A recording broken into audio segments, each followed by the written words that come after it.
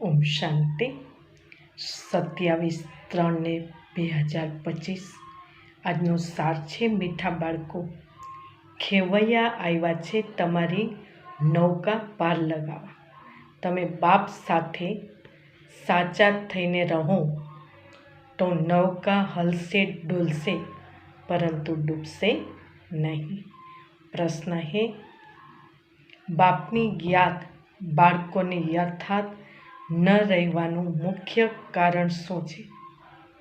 ઉત્તર છે, સાકારમાં આવતા આવતા ભૂલી ગયા છે કે આપણે આત્મા નિરાકારી છીએ, આપણા બાપ પણ નિરાકાર છે.